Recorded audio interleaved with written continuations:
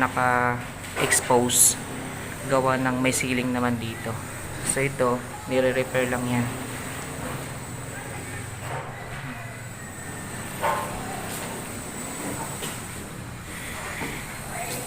Nasa 7th floor na ata tayo, 8th floor.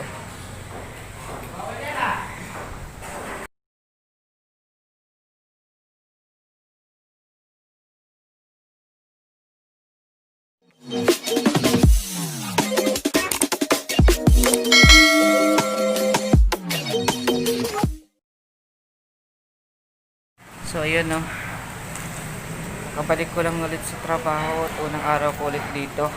Ngayon inakyat ko na sa 10th floor na ako. Pansin yung ano, nasa 10th floor na po ako. Ngayon lang ako na pumunta ng video, nakakapagod. Magsusukat lang tayo ng actual na sukat ng ladder tank. Ginagamit ito sa pump room kung saan for pressurization.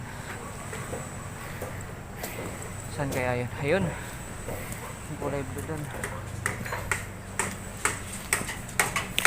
So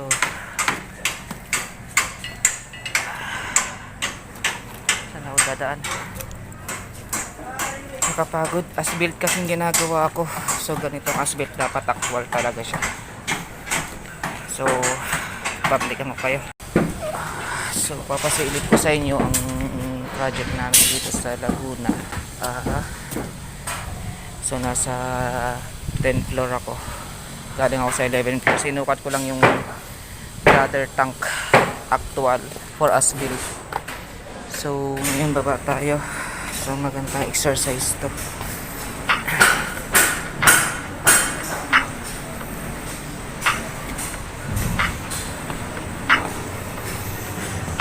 Silip tayo, silip. 9th floor.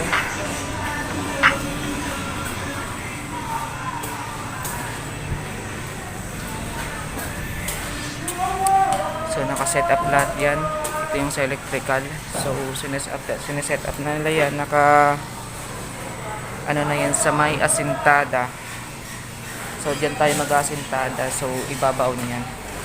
So naka-set up na yun sila bago yan ibabaon. So ito yung tinado ngayon sa delikado sa construction site. Baka hindi ko mapansin yung mga delikadong lugar o places. Baka madali ako at masita ako ng safety. So yun.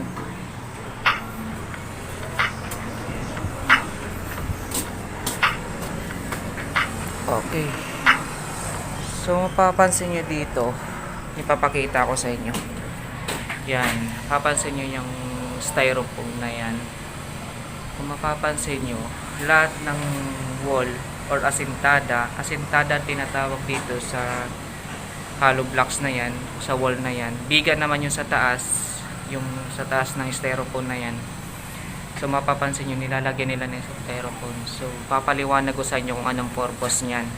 So not now, kasi papasilip ko lang sa inyo ang kalagayan sa site, under construction na site. Ayan, sa mga water line.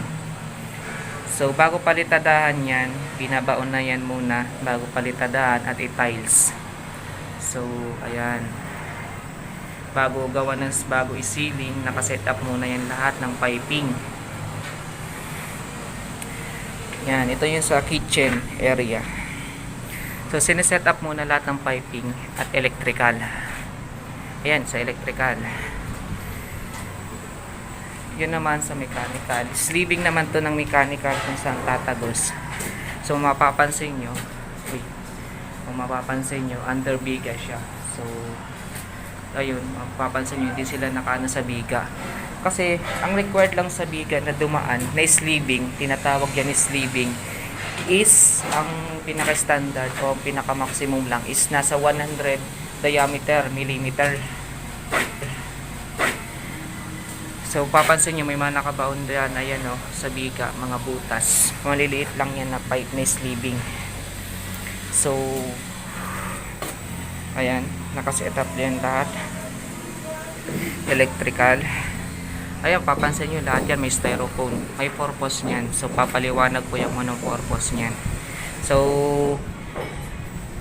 Disclaimer, hindi ako kagalingan.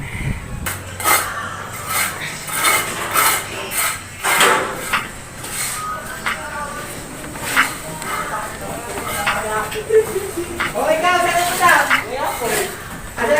Nakakasal ka na.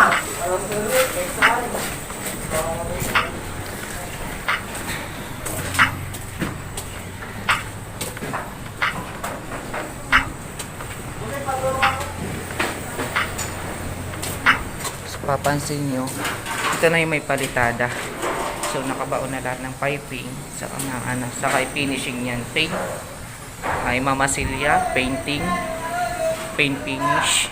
Yan kasi nasa loob naman ng ceiling yan eh. May ceiling. Pag na-set up na lahat yan, lagalagyan pa ng ceiling yan. So, naka-expose. Gawa ng may ceiling naman dito. So, ito, nire-repair lang yan.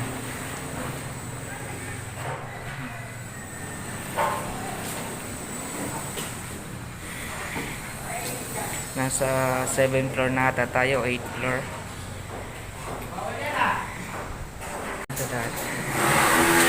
So, yan, tulad yan. Tapos na yan. So, sa 5 Pro, papansin nyo, wala pang sprinkler yan. So, ganun talaga pagkabit sa 5 Pro kasi para ma-adjust nila sa sprinkler pag kinabit na nila. So, ayun. Ito, nire-repair pa yan. Kasi yung building hindi naman perfecto yan. So, may mga inaayos pa din dyan pagkatapos nila ma-install. So, ito yung tinatawag natin 5J. Yan.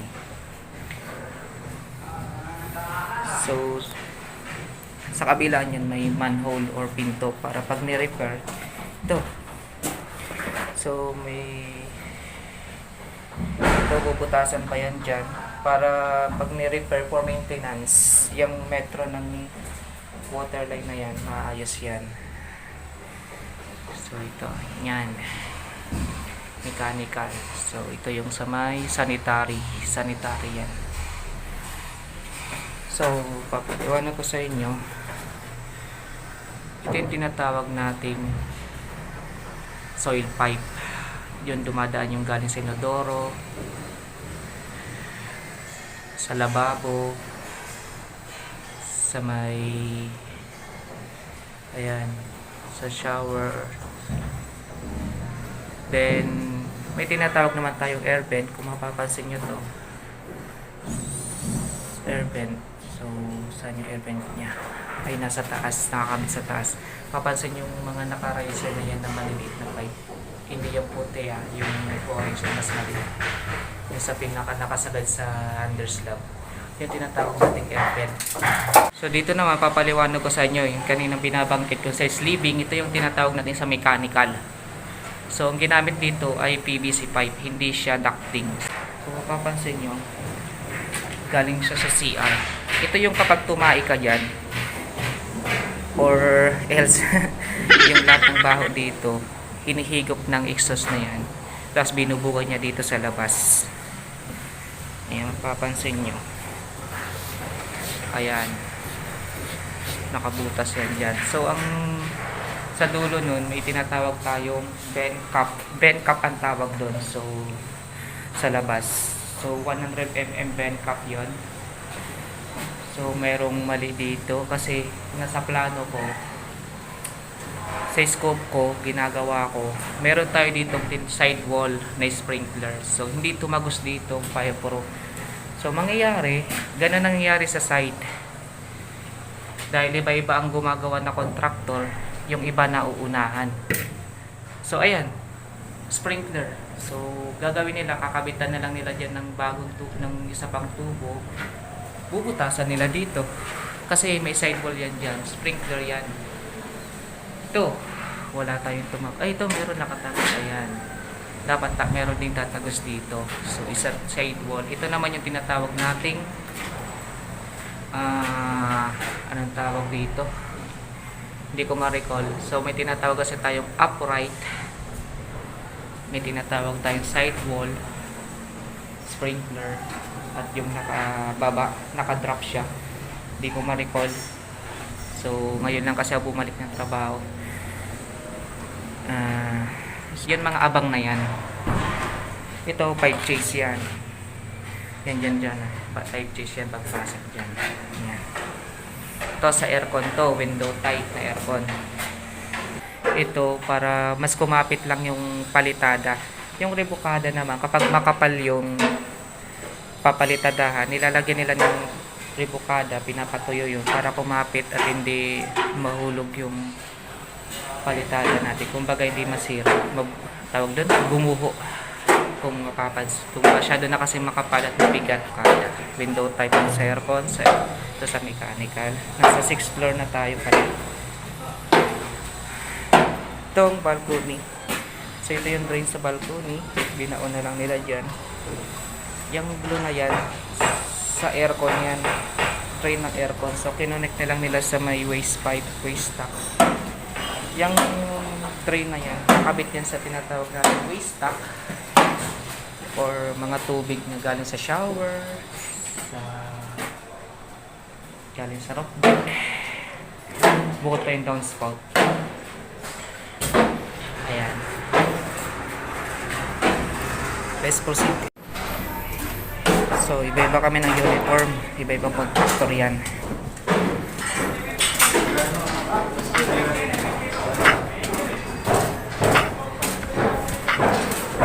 Ito yung sa pipe chase. Madilim. So, magkakaroon tayo ng manhole dito para sa repair. Silip tayo sa finishing. So, ito na yung finishing. Ayan. Ito, minasilya pa lang yan. Hindi pa yung pinak-finish na paint. So, ito yung sa ceiling na. Yung kaninang sa mechanical, yung tinatawag natin itong bulkhead. So, ginagamit ang bulkhead kapag hindi pwede ibaon sa beam or sa wall yung isang pipe. So, kasi ito, wala tong ceiling. Wala pala tong ceiling area dito. Ito lang may ceiling, may mga pipe. Ayan.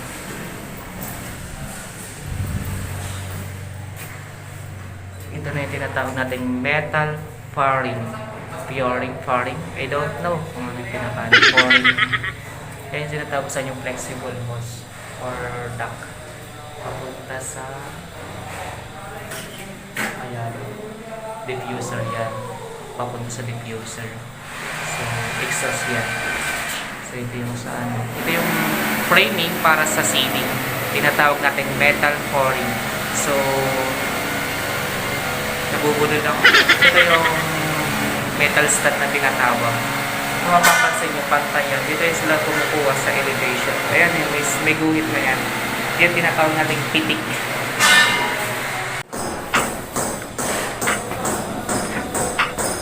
Dito na tayo sa ground floor. So, tinatapos na nila yung second floor for finishing. Ito yung mga pipe namin. So, ito na yung pump room area. So, ito yung mga kaninang dumaan sa